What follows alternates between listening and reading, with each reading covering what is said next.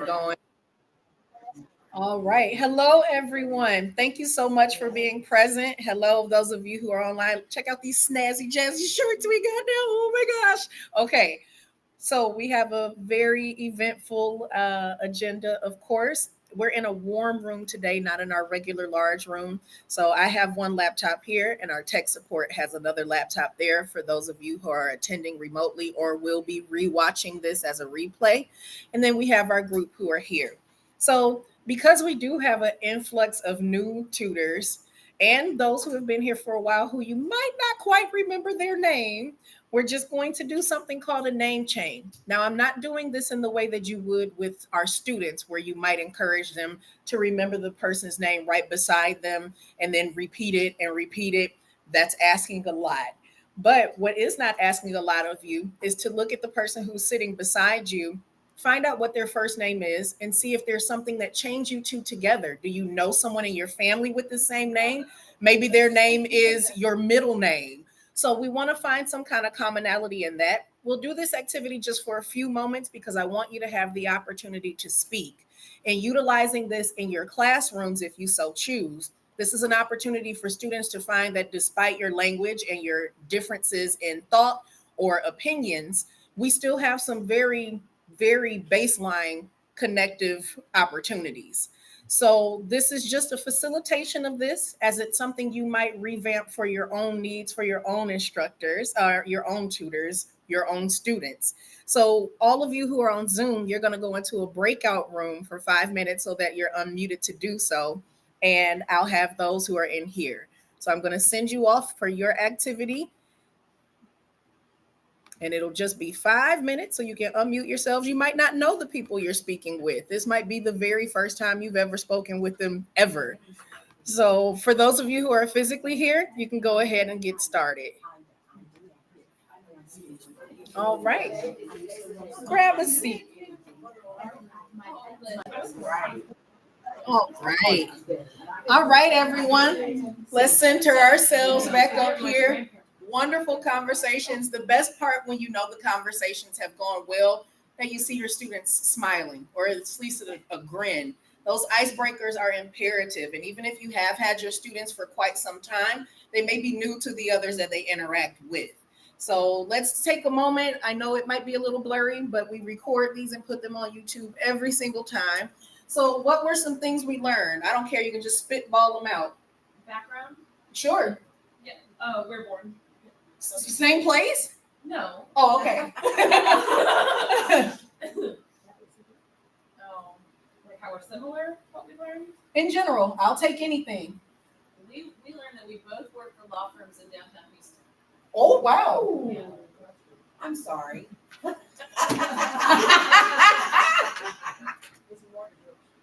All right. What were some other things that we learned? We met people. Yeah, you met people you didn't know. Yep. And found out where they are teaching. Mm-hmm. Good. What about those of you who were in the breakout room? Did you learn anything new from one another? Well, Feel free to type it in the chat or unmute yourself. what we learned was about each other's dogs. We have dogs in common. You have dogs in common. Okay. Same pets. And All we right. played a lot, yes. This also gives you some meat and potatoes for when you've run out of things to do in the class during your hour and 15 or hour and 30. Now you can carve out conversational time. As we know, our students barely use these languages at home because the comfort is your native tongue. So this gives you resources. Instead of trying to reinvent the wheel, use what we already have. And so we have all of these ideas here and different conversation starters and whatnot that I wanted you all to be able to experience, not just as the ones who are actively doing it, but to refresh your approach to your time in your classrooms. Even if you have one-on-one groups, basic literacy, this is still an opportunity. You can give them a word, and word association, although we do that sometimes to reinforce vocabulary or grammar skills, can also be a way to segue into conversation. Last night's basic literacy class was about grocery shopping because it was the last thing the person did before they came for their very first time. And albeit there were some words that were new for her, she was able to have a breakthrough in conversing about that because it's something that she was comfortable with and that most all of us do. So hopefully that motivates you to explore that as an opportunity and name it whatever you want it to be named when you give it a shot. We have some new and exciting things available for our training, which that was provided to you both in the newsletter and on a secondary sheet today. So if you were interested in asking questions and or signing up, I can help facilitate that for you today.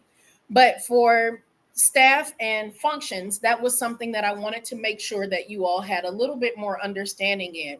Very often new tutors join and they know me or they know Ruby and they're unaware of who else they can ask for things, who can make this photocopy, where's the person at the front desk, I saw someone in this back hallway, are they still here?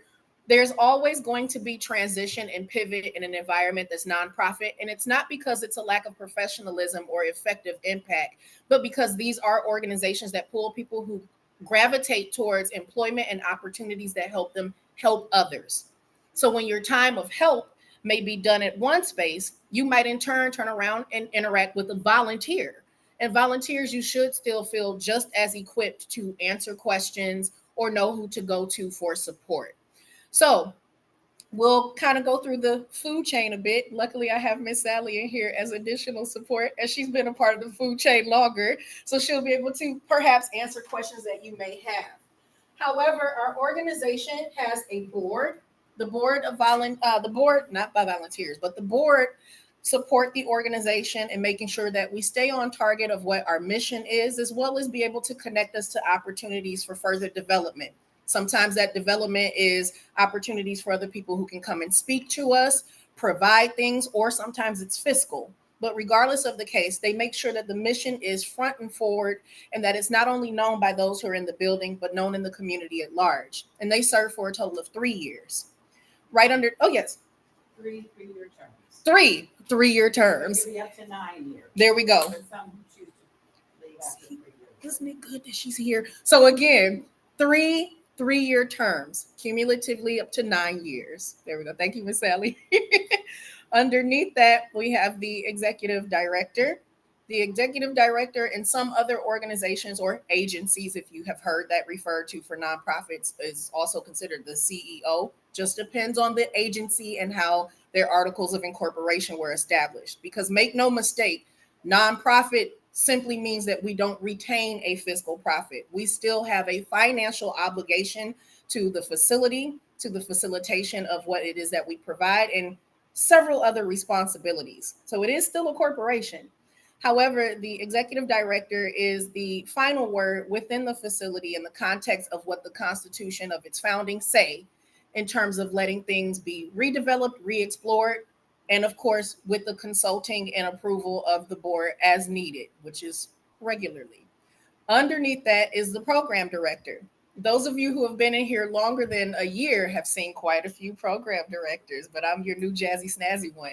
The program director, or the formal title, adult education program director, is the person who facilitates curriculum development, design, cultivating the relationships with the volunteers, and ensuring that we do have students in the seats, not just interested in being here, but actively here. And we have our outreach manager who would go underneath that, who is Ruby Lopez. She connects with all of the outreach partnership locations that we have, as well as explores relationship opportunities with others. She's also a point person, initial point person, let me be clear, for the volunteers who serve in those areas and quite often for the students. We mutually share the responsibility of being an academic advisor, so to speak. We are not a community college nor a university, but we are a facility of education. And sometimes they know that they want to do one thing, speak, pass a test, become a citizen, learn how to do the computer. But there's so much more that goes beyond that. For example, our ESL 0 class yesterday stepped into our computer lab for the first time. And in that, they did an activity where they were just typing words based on one word provided, word association. But one of the things that was listed on there was the word computer. For them, at that level of comprehension. When they hear computer, they think of the physical thing. This is a desktop. This is a laptop. I can type, maybe internet. Higher levels, what we notice that they identify the word computer and associate that with workplace, different careers that they can attach to that, which they might know that superficially, but they have to be guided into that. We do that in our conversations. So when you hear me ear hustling your conversations, if I hear student and blah, blah, blah, I am actively listening. Is that a graduate? Is that a citizenship student? Is that someone who wants GED? Do you need to do one of the ONET things? Which, if you don't know what ONET is, and you're like, ONET, please go to our YouTube channel. There is a video on there that shows you how to guide your students through doing a career interest profile. It is not up to you as the tutor, who may or may not have instructional experience in that capacity, to lead them to each answer, but you can provide them access to where those resources are. And these are accessible on tablets, on mobile, laptop, and desktop. If they're here and they would like to give it a try, letting me know in advance or Miss Ruby know, then I know to go set up a proper computer for them. It's a multiple choice question activity, so it's more suited for those who are ESL 3 and above, as there will be some words that might be difficult to recognize and or assimilate to their first language and translate within their mind. But it does provide them a lot of information about careers that they can explore with no degree, a high school diploma, a trade certificate, or if it has advanced education involved, and proper steps through the state of Texas to help them find what to do next. Many of us have students who are foreign degree holders, and we here at the organization do not do degree verification, although I have been trying my best to find someone to kindly allow us to do that, as it is extremely expensive choice to make. It can be upwards to $600 when we already have a sliding fee scale for our students. So this allows them to know who to go to reputably in the state of Texas within their area to help them figure out those next steps. So these resources have been shared on our YouTube channel as a step-by-step video for you to see demonstrated. We also recently had a very haphazard but fun 40-minute Zoom workshop. Was it last week or earlier this week? One of the two, but the videos on YouTube and in your most recent newsletter. Beyond those functions, we also have our data leads. We are actively preparing to welcome a new data lead. Miss Ruby is doing interviews very soon. But that was the role that, if you are familiar with Miss Jeanette, aka I'm just sending you a message to let you know I wanted your attendance sheet, she has been promoted, as the newsletter has said, to grant writer. So for our data people, they take all of the data associated with enrollment, attendance, performance in class, accomplishment of outcomes, such as I got my driver's license, I passed a portion or all of the GED, I became a citizen, I got my library card. All of that is tracked within a very robust system. Our office volunteers are trained on that, and we're going to talk about an office volunteer development for training very shortly, everyone. But they are trained on that to input that information and be able to provide statistical, quantitative data that we can use not only for our reporting for grant purposes, but for us to track our progress on our goals, such as the ambition of having over 400 or over 500 students enrolled, or over 50 students in GED, or 25 in citizenship online. These give us the things we know as benchmarkers so that we can move forward. And that's the person who gets that information from you and puts it into the system. Miss Marvelin is the first one who does that. And soon our evening data lead will be able to do that as well. Also, this is not a formal title, but certainly something that you would want to check in with Ms. Marvelin about. Ms. Marvelin is a huge asset for retention purposes. If I make a phone call, as we've shared before in previous meetings, if I call or send an email, they don't respond because they think they're in trouble. But if it gets from her, they think it's grandma or mom. So they don't want to ignore her, and they definitely respond. She's a huge asset in that way, and also a huge asset when it comes to citizenship. With citizenship, because she's experienced it and has been acclimated to the experience, both as a person who went through it and those who she helps to prepare, often our students do interviews with her prior to their actual appointment. And her success rate is astronomical. She only had one person who was not prepared by their own accord, but every person she's touched base with has passed. So that's an informal, not necessarily the direct title, but definitely the person to contact for those inquiries as well. Anyone who is in the front of the building can assist you with printing or any things that you may have emailed over to us that you would like prepared in advance for your class.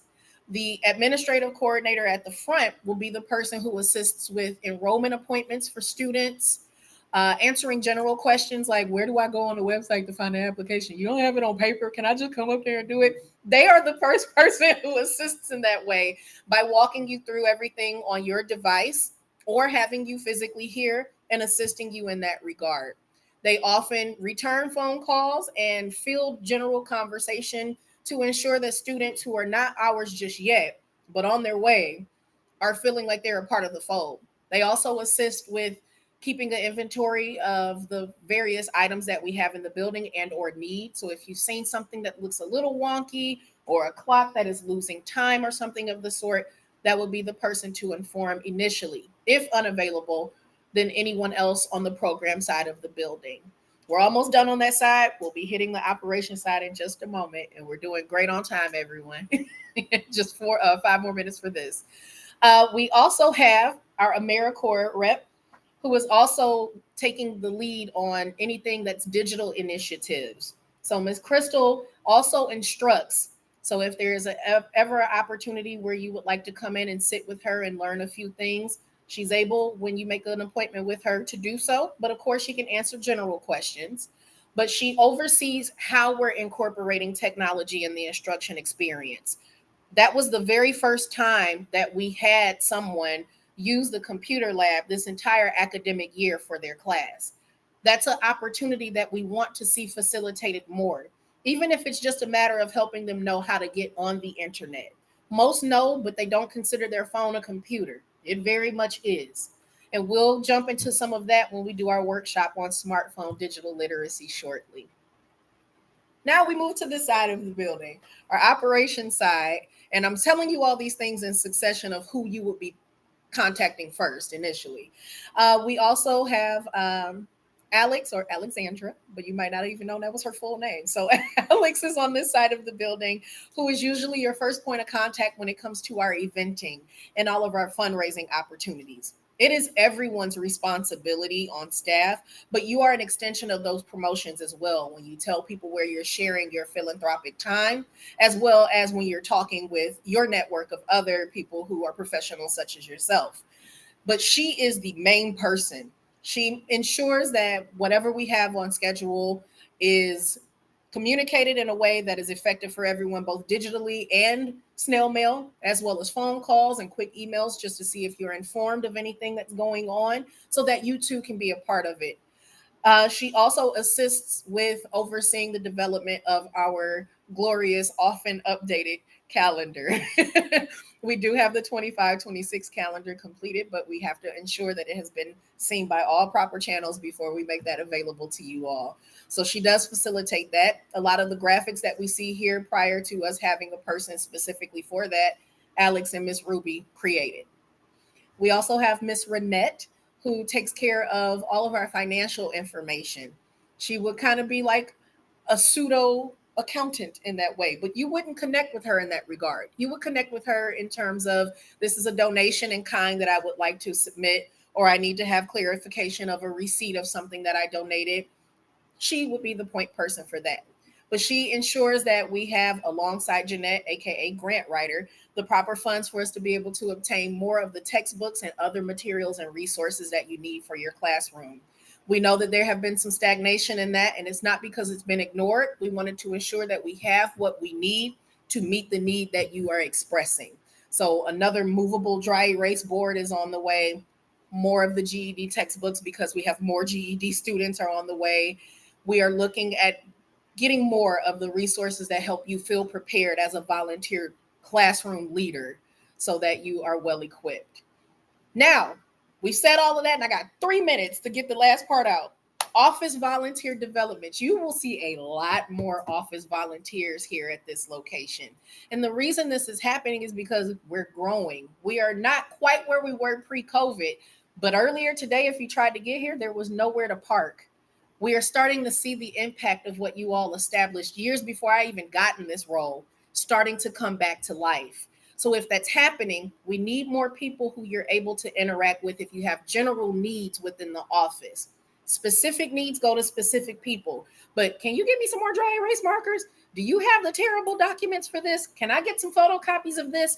These are those supports for that, especially for data entry and in preparation of our events.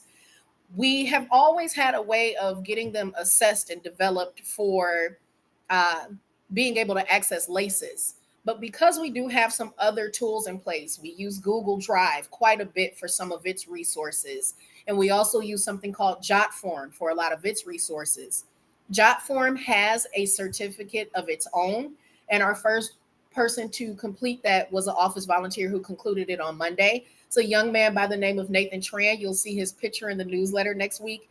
He's the first person to complete that certificate. So he can effectively navigate all of the documents on there, help us prepare new student packs, be able to pull survey data and reports to give to Miss Jeanette for grant writing. Also, we have a Office Essentials certification that's coming. This is very new for us, and this is CPD accredited.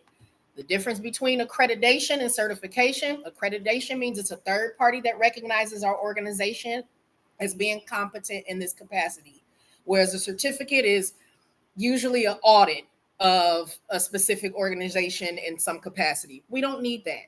We need to show in as many capacities as possible that our office volunteers are able to pick up a phone in confidence and communicate to you as if they've always known you and they're ready to answer your needs.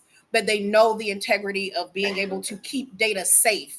While we do background checks, but you're moving around. And if you so much as put something down and you turn to answer something, that's a moment where that information could be compromised. So we want to take that extra step to really instill greater pride in the volunteer aspect of the office, because they kind of get left out. The tutors, you guys get a lot. And now we're really trying to make sure we maintain that you're getting a lot.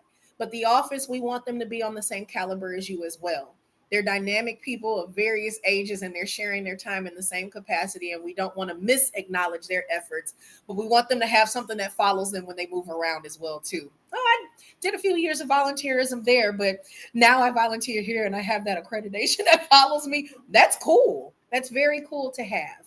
So we want to make sure that those opportunities are established. More information will be provided once it's readily available, but I wanted to at least provide you with that teaser so that you know. We are now moving on to the activity I've been most anticipating. We are going to organize our committees. We do have several other meetings today. The last Wednesday of every month is all dedicated to the volunteer meetings from the hour of 1 o'clock until I leave at 7:30 p.m. So there will be other people making contributions. But the committees that we were looking at taking care of, the information was provided to you in advance in your newsletter, as well as in print here. So just to verbally reiterate, just in case you have questions, we want to make sure we have tutor leads. Currently, I just need one because I have one already. And these tutor leads will be able to be responsible for providing support and sharing ideas with me. What you experience in your classroom is very different from what you experience when I pop into your classroom or when I make a quick check-in with you to see what your needs may be. You're with them regularly, 24/7 in your mind, but 3 hours a week, every single week. So there are some things that you observe that you might not necessarily feel most comfortable sharing with me because of my approach. I got a lot of big personality for a wee little lady, and that doesn't always work for some conversations. But you might feel more comfortable speaking to a peer, either age-wise or experience-wise. Let's maximize on that. So the idea is to have someone who is available for the various subjects because they have more intimate experience. Might not fold completely in that regard, but that's what I would like to aim for. Curriculum and advancement, dropped the bomb on you all in December of last year that I was going to shift the curriculum. I'm not going to dismantle it. That doesn't make any of us succeed. But when we talked about it from a financial perspective of how much some of the books cost us to retrieve, or some of the books that we provide to your students, it's an advantage for us to commit our relationship even more with pro literacy. Doesn't mean we have to neglect other materials. That McGraw-Hill book for grammar, I think we might have to really look at that, because that is a good book. The whole series is great, and it's very, very economical for us. But I want someone to be able to sit with, so I need a good team. We're going to look over the curriculum and the approach of how we're doing this. I shared with some of you all in the smaller meetings the conversation class curriculum and what we were able to develop. And it was really, really cool. But that doesn't mean that it has to stay that way. We don't want stagnation, because if we become stagnant, we fall behind in the multitude of other organizations around the entire state who are aspiring to impact people in the same ways that we are. This is not a race, but we need to stay effective. And that means observing and really looking at what we're instructing and how we're facilitating it. Does it meet the needs of what we need met now? This is also for the purpose of making sure that we are compliant with the Texas Workforce Commission needs and what they expect for adult education.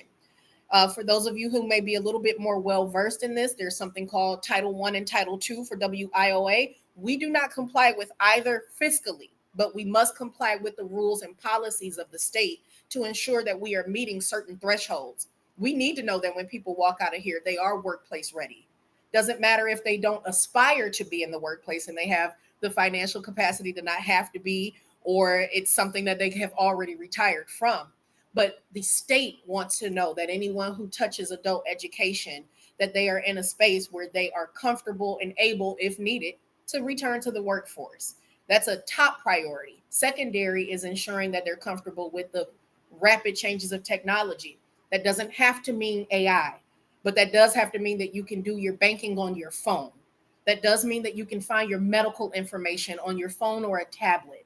That means when you walk up to an ATM at a bank that should still have humans, Chase Bank, that you feel comfortable clicking the buttons without feeling inhibited. So those are simple things that we have not necessarily thought of in the context of literacy, but it still is. Our absolute priority is that they can speak English, especially with the administrator making this a very hard initiative of making sure English is the official language of the nation. As if you did not know, it never was, but it will be. So we want to maintain compliancy in the most appropriate and effective ways possible.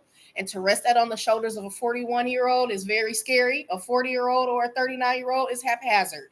So we are going to ensure that we have an effective team to do that together. And finally, outreach engagement. Did you know Ruby runs the county all by herself? We don't have an actual team designated to her, but we do have volunteers in kind who have. They help in ways that this committee will not.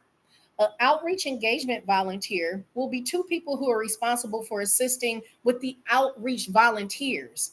They are a part of our community. No one is separate. We are all one big literacy council. And some of our outreach organizations also offer other wraparound services that we proudly refer our students to. But who's just checking on those volunteers? Hey, how's it going over there? We got a visit coming soon, but I just wanted to touch base with you. How are you doing? How are you feeling? If any of you have had a one-on-one with me, you know I start every meeting that way. How are you doing and how are you feeling? They are not the same. And we live in a place where if you see someone, you go, hey, how's it going? You don't want to know the answer, but when I ask, I genuinely mean that.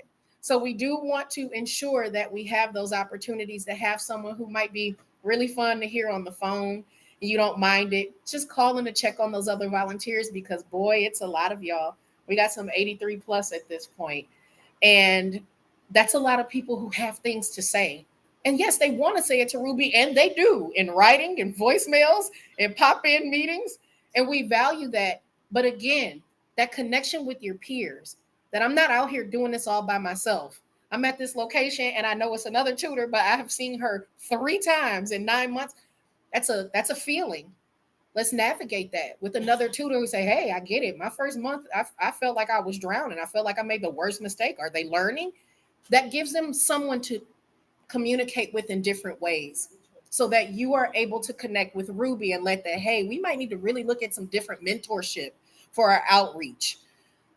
This was not something that has been intentionally neglected. Responsibilities increase as we chase after ambitious goals. Now that we are seeing those goals come to fruition, now we need to start developing the other sides of that. So these are the committees that I want to allow us about 15 minutes to really find some time for, because after that, we're going to do a sampling of this really cool smartphone digital literacy curriculum that we have, that was gifted to us, by the way. So, yeah, fun stuff. So please have a moment to think in silence and comfort.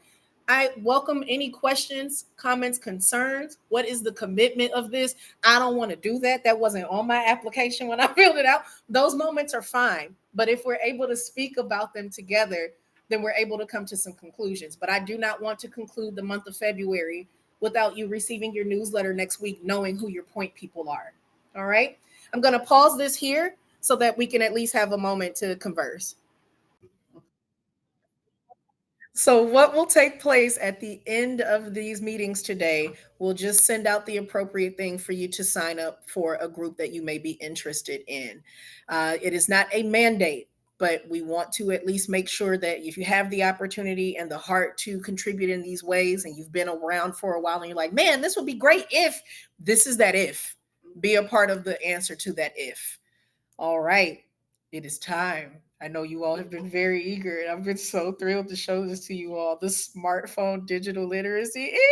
I see Philip is in here. You should use this at the library. So, so recently we attended a digital symposium hosted by the Houston Mayor's Office, and Ms. Deidre was a participant on one of the panels.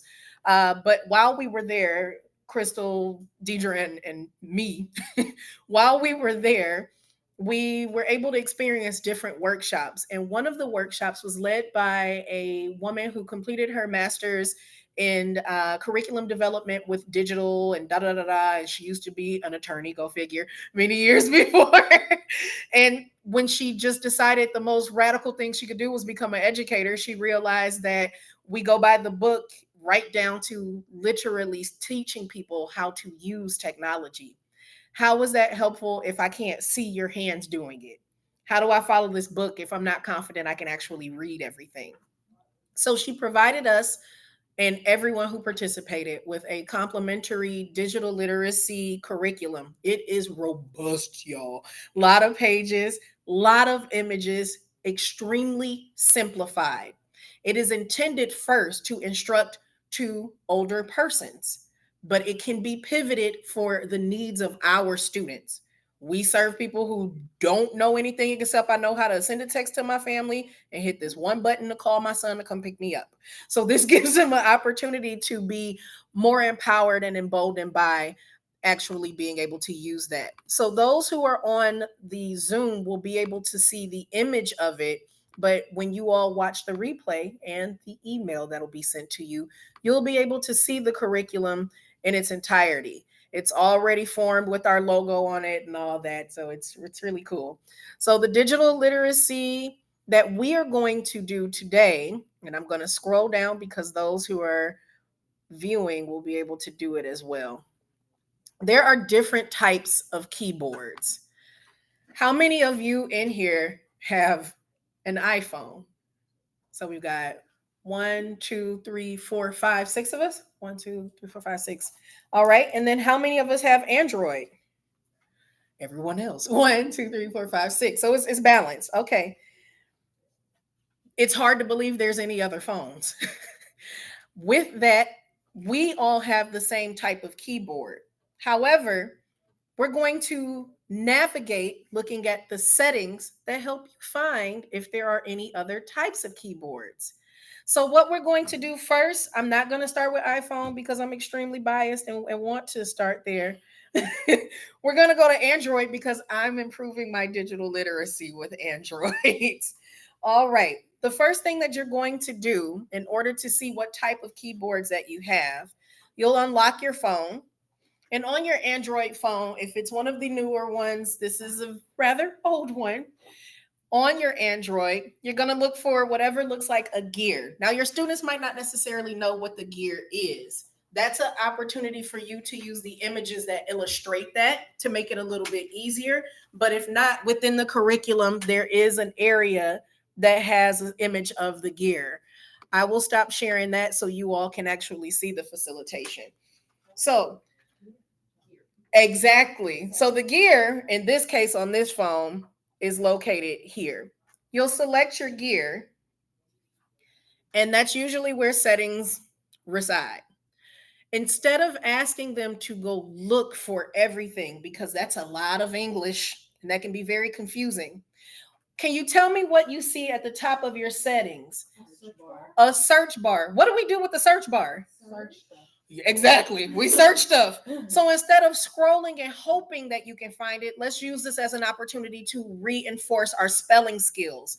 How do we spell keyboard? Absolutely. Let's try to find those letters by touching our search settings and type keyboard. Now, I know this is weird because it's like, I know how to do this, but your students might not.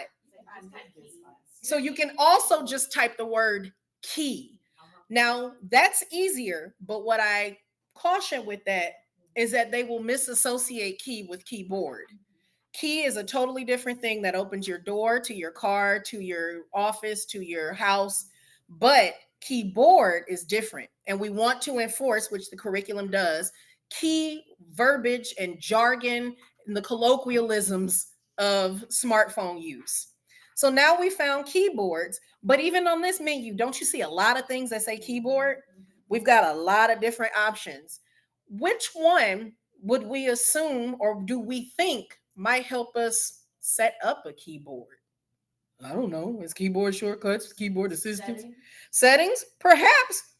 But what if yours isn't the one that says settings and it says systems, language, and input? Mine has keyboard list and default or keyboard. Same keyboard. Very good. So now you get into the point where you're able to help them. You say, well, wait, before we go further, you said Samsung keyboard. I said something that said language and input. You said something. We must have our phones in different places. I believe page 46 has all of the different places that phones are provided. Let's talk about phone providers and how that might make some differences. So this is also an opportunity for sentences. In the actual curriculum, they have an image of all of the American phone providers. Then they have my name is, my phone service is, and one other question. We're going to simplify this because we're going to speed it up because I want y'all to be able to identify different keyboards. So shout out where your phone is. Mine's at T-Mobile. So T-Mobile. Verizon, T-Mobile. AT&T. Verizon. Some of you like pain. Verizon is the only people that you get to argue with to get things done. So Verizon, AT&T, any others? To us, that's it. Do we recall Sprint? Mm-hmm. Sure. Who consumed Sprint? T-Mobile. T-Mobile, yeah. What about Metro PCS? Some of your students might. You may have never even thought about that, but Metro PCS could be one too. What about track phone? There's all these other ones, but in knowing this, when you have the curriculum and have the time to look over it, you will identify that it's not so much a difference of the time that the Androids were made, it's the series that they provide. So even though we can all in here with our Androids do a phone update, we're still going to be impacted differently based on the phones that are carried here. So we at least want them to be able to communicate that, because if we are in a position of assisting them, then we want to know what type of phone. The curriculum gives you some guidelines on that, but not concrete. Some of it you have to find on your own. For those of us who have iPhones, oh, it feels so good to touch my phone again. We're going to go to our settings as well. And lo and behold, our thing says settings, but it is a gear as well. It just looks a little bit different. Let's use our search, which is at the top too, and type keyboard. Do you see keyboard general or keyboards and typing? What is it that you see? You see both. Absolutely. Let's go to keyboards general, but nothing on here makes you feel comfortable in knowing that you've got a keyboard. You might see something at the very top that says keyboards, and you might only have the number 1 there. You have 2. English and emoji? Yes, ma'am. English and emoji is usually it. She said, what? What's that? I have a third one. You have a third one? What's yours other? Clubhouse. Clubhouse. You have a 16 or a 15? I do. Ooh, fancy. Ooh. Yes. Ooh, fancy. So now that we know where the keyboards are located, what do I keep saying about types of keyboard? Types of keyboard. When you get ready to send a text message to your loved ones, the text message screen that you see is your QWERTY keyboard. Why do we call it QWERTY? Yeah, and I'm going to turn the screen around, everyone who's on Zoom, so that you can see and feel like, why am I listening to this and not seeing? We call it QWERTY for what reason? On our keyboard, the first letters that we see that form an actual word of some sort are in the upper left in the very top row. That's not home row, but you have QWERTY. A QWERTY keyboard is one of the most common keyboards, and here in the United States, it's the one we see the most. It is our priority, our main deal. That is what we see in offices. Those of us who learned to type on typewriters, that's what it was when you were getting hollered at to stay on home row. But other nations might have different types of keyboards. They might not have just QWERTY. Do you know of any of the other ones? When they're listed, but I don't know. Good. She said when they're listed. We've got QWERTY. We've got AZERTY. We've got QWERTZ. These are all different ones. And like I said, this is just a teaser of this. So you'll have to wait until we have our date set for the actual workshop for you to get the real deep, in-depth experience. But I just had to give you a taste, a sample to make you be like, wait, what is it? So yes, what's your question? I have a question of who is anticipated to use this? Who is anticipated to use Or this? teach it? Anyone who chooses, as it's already formulated, but it will have more priority for our digital literacy instructors who do computer basics. But there's capacities for this that work for every single class. There's basic literacy, there's ESL. This can be a component for GED, as now they barely have to do it on paper. So if they're using a touchscreen device to get prepared for that, we want to ensure that they have confidence in navigation as well. The GED can be taken online. If you only know that the computer is on at your house and it moves slow, we want to make sure that you know how to navigate those things as well. So no, this is not the full class, but there is going to be a full workshop for you to really dive in. And I, honest to goodness, not just because I needed another way for you all to contact me by text message or things of that sort, but I honestly got this so that I could learn an Android, so that I can help inform that, so it can be an the instructor experience. So I guess my next question is, so like with the curriculum changing, Yes. you said you wanted to add more conversation in that. Mhm. Did you also want to add more technology basis because of the Texas standards? Is that the plan? Is that hopefully the plan? That is certainly the plan, Okay. because Texas is under the assumption that you're going to work and you know how to do it with a computer, but not from home. Yeah. So, so those things will be incorporated. So this curriculum, although it is what it is, we need to adjust it and make it appropriate for our needs here. Yay, this is great for whomever. If you have the computers that have, remember our projectors, everyone, where you went to class and it was an actual projector? Do you know they have ones that plug into your phone, your computer now, so that you can show your, it's sickening what technology does. But we don't have those capacities at this time. So how do we modify this appropriately, where we're not doing this in a class of 16 people who just know how to send you a message that says hi? We have to take those things into absolute consideration. So that's part of that curriculum and advancement development for sure. I can think of an example. Yes. This week, and I am not very proficient on this, but a student had applied for a job and she wanted to check to see the status. And she didn't know, she was less competent than me. And so together we had to figure out how to navigate into that system and walk her through. So even, I don't teach a computer class, she wouldn't want me to teach a computer class, but we went into the computer room after we started on our phone, we went in the computer room and navigated through it. And I can see ESL teaching a class, afterwards somebody say, I want to apply for this job, can you help me? Mm-hmm. And so I think we all have to be able to respond to that or send it to somebody who can. Yes, I ma'am. mean, I really felt, like I was teaching digital literacy. And you were. Was. And you were. And she's had her son's helper, but her son wasn't available. Yep. So we'll start this with you all, the tutors. We will not be bouncing this over to the students first. There are things you don't know about your technology, and we want to make sure that it's comfortable. Crystal and I will be looking over the calendar for appropriate times. This curriculum is divided far larger than that. It's for an entire semester. You don't have an entire semester's time. You want to be able to know how to update your phone and why is this app wiggling and all of that. So we're getting that together to be able to do workshops for the tutors first, multiple times. And if you want to explore using parts of it in your class in the upcoming academic year, you'll feel more comfortable. But you all are the priority students first. And you'll have 2 classes, one for Androids and one for iPhones? Yes, ma'am. Okay, good. Yep. Sign me up, please. Yes, absolutely. There will be 2 separate classes, Android needs and for iPhone. It's not a guarantee that your students might have one or the other, but we want you to be comfortable first with your own device. And then you can always say, oh, well, I'm not sure on that, but we do have this class coming up. And then we're keeping the enrollments going. Yes, yes. Yes, of course. We're almost done, everyone. Yeah, about this page. Yes, that was actually what I was about to bring up before we talk about activity 2. On Go with my- your question. On my question mark? If you cannot, for those of you who had the newsletter, and let's go to our second page because I just want to make sure to have enough time to talk about activity 2, which is sharing success stories.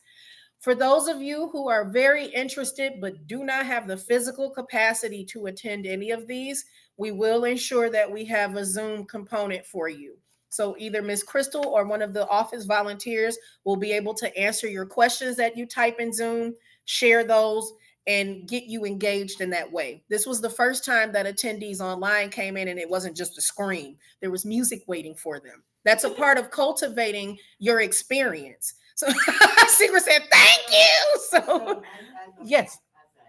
As a trainer tonight. Yes. Do I have my handout packet, does it need to be scanned so it can be sent to people? I'm happy to do so if they want to access it that way, or they can take notes, whatever you're comfortable with. But I will have one of these plugged up in the room for you so that they can see. Yep. So we will be doing that. It's just, these are great ideas, and some of them you've all been waiting for some time to see come back into cycle, but it might coincide with your retirement travel. It might coincide with your child or grandchild's wedding, or you have an obligation you just simply can't get out of, but you don't want to miss that learning. Log in for as long as you can. The intention is to create an evergreen piece of YouTube where you can go back and reiterate and rewatch and rewind and slow down as many times as you need so that you don't feel that you are missing out on what you need and that you're not a part of it. You very much are, and that's not always done in person. So these things will be continuously recorded. The possible only exception will be the volunteer tutor training and certification and the office essentials, because those will be quarterly things. So if you don't get to do it in April, that's okay. We'll see you in the summer. But we want more of our tutors certified, not just the ones who historically were. It's time to push hard with that. I want to be able to report on that for grant purposes. We have just 6 minutes left. As you know, I love to stay on task and on time. The second thing that was there as an activity is sharing success stories from volunteers and student perspectives. Many of your students have beautiful things to say. I got a job at Dollar General, which is in the students newsletter that goes out tomorrow.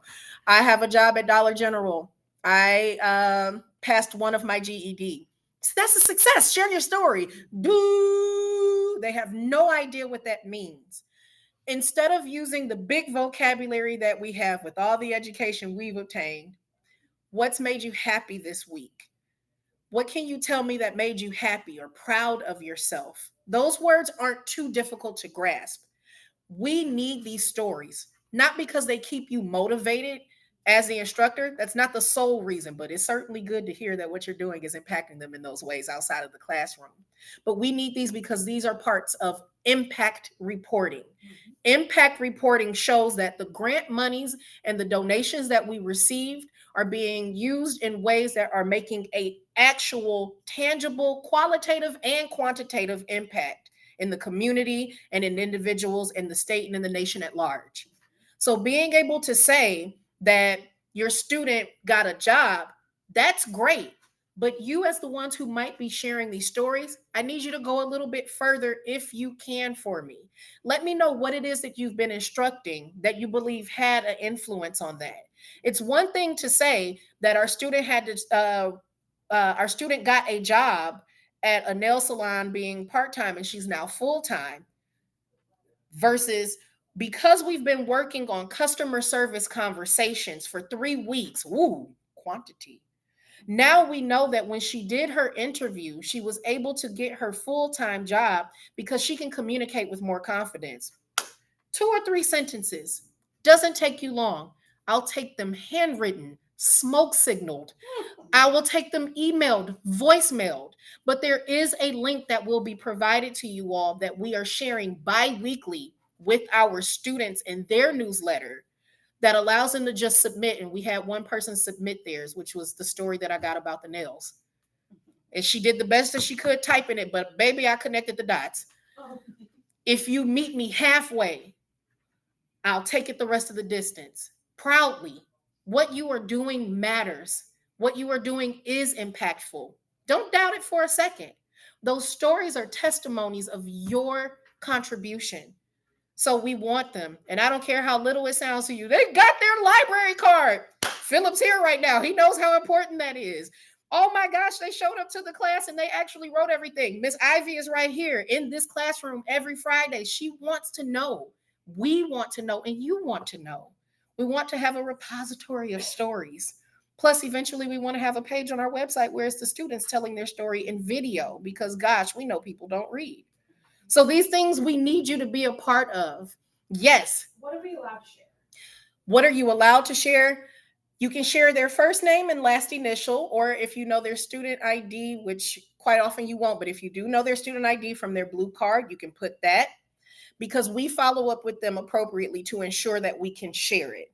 We got very excited for a citizenship student, thrilled about it, got her 15 minutes after she became a US citizen, got her story on video.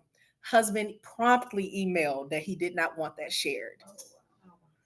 All the enthusiasm, but we missed a step. Do I have your permission? I had hers, but not that of her family. So we want to take those extra steps on the administrative side to say, we heard about your success. Congratulations. Do we have your permission to share it? What of your story can we share?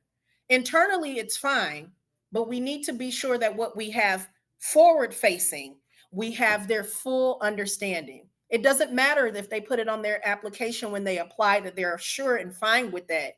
Life changes. What you were fine with 72 hours might not be today. So we want to make sure to take that extra step. There are things on there to check that we are able to contact them and confirm things if it's a really huge story. But even still, submit just first name and last initial. That's effective enough. We have just 2 minutes left, everyone. Is there anything that you'd like to share? Questions, comments, concerns? I see the thank you that was in the chat. We also got a private comment of thank you for making these meetings on Zoom. You're very welcome. Anything else that you all would like to share? You always know I leave it as affirming as possible before we depart. So we've down to the last few 42 seconds. So everyone, thank you for being present today. Thank you for sharing your thoughts, your opinions, your experiences. The air conditioning finally kicked on in this room, so it got nice and comfortable. Thank you for being present. No matter what that means in your own capacity, we are seeing the fruits of the labor in every classroom now. Every time someone comes in, I can't get a classroom. There's nowhere to just go meet with somebody on certain days. Some days it's a little slow. Thank you for taking care of each other. We experienced a lot of losses and changes for some of our community this month, and you all enwombed them in love and compassion. Don't stop being that for one another, and don't stop being that for your students. Thank you all so much for being present. And the next meeting is Wednesday, March 26th in the same various formats. Thank you for being here. Bye, everyone.